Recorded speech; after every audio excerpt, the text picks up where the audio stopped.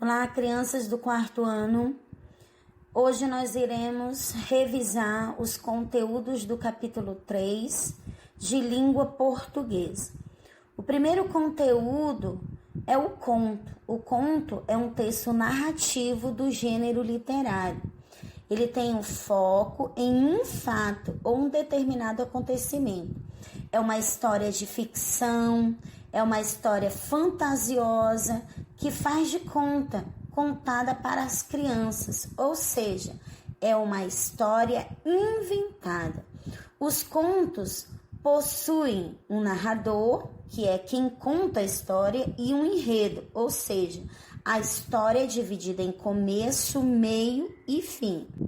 A estrutura do conto é dividida em 3 partes. O começo, que é a introdução, onde vão ser apresentadas as ações que serão desenvolvidas ao longo da história.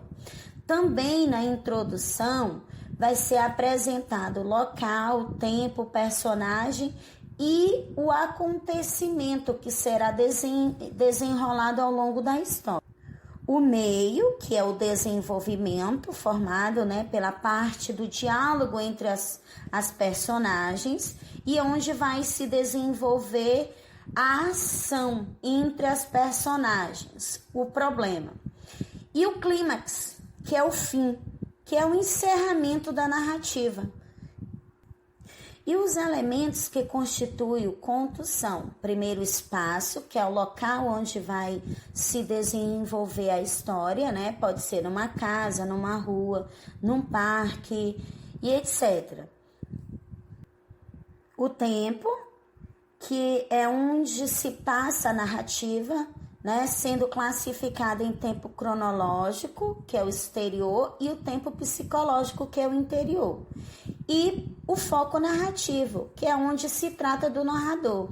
E o narrador ele pode ser classificado de 2 formas. Narrador observador, que é aquele que conhece a ação, mas não participa da história. E o narrador personagem, que é aquele que participa, é um dos personagens da história. Os elementos da narrativa são personagem, espaço, narrador, tempo e enredo.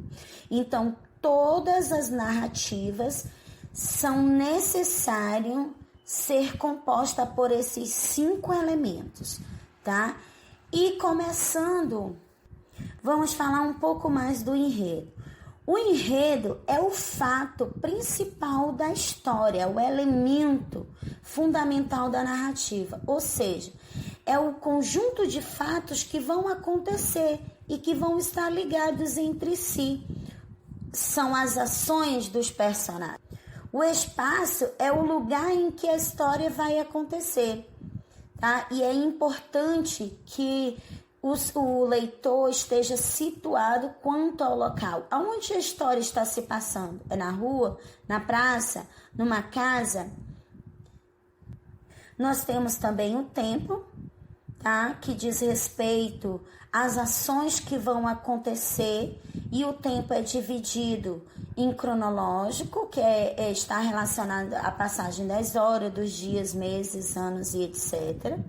E o tempo psicológico, que está relacionado às lembranças dos personagens e aos sentimentos por eles vivenciados. Nós temos a ação. A ação é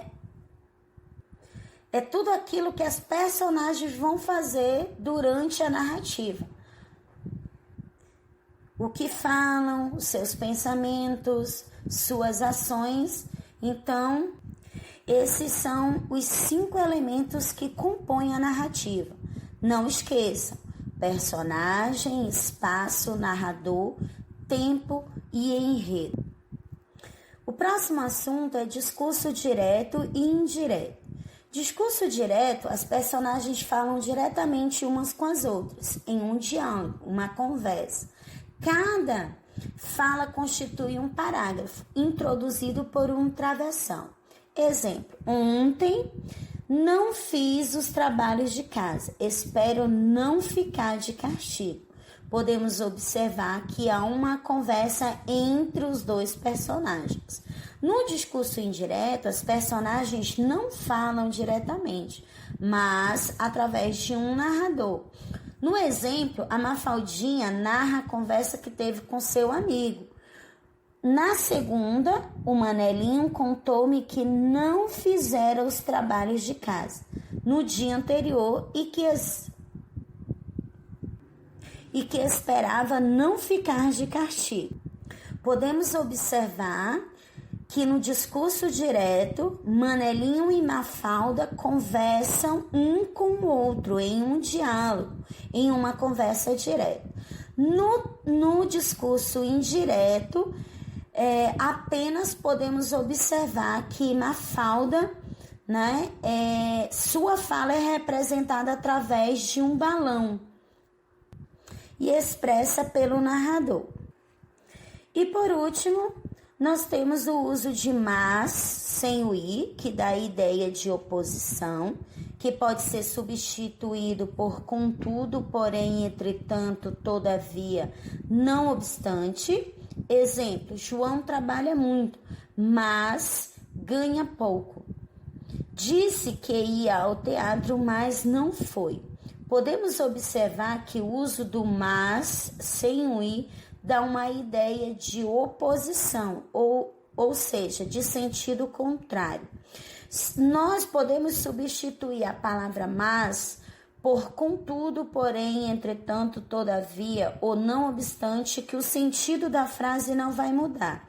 Exemplo, João trabalha muito, contudo ganha pouco. Podemos observar que houve a substituição da palavra mas pela palavra contudo, mas o sentido permaneceu o mesmo. E mais com i, que dá a ideia de intensidade, de quantidade. Era o mais romântico da turma, venceu mais uma vez. Então, podemos observar que mais com i dá a ideia de quantidade, de adição. Então, não confundam, crianças. Mas, sem o i, ideia de oposição, sentido contrário. E mais com ideia de intensidade, de quantidade, de adição. E aqui nós encerramos nossa revisão, tá? E peço que tudo que vocês fizerem, façam de todo o coração como para o Senhor e não para os homens. Que Deus os abençoe com sabedoria, discernimento e deem o melhor de vocês.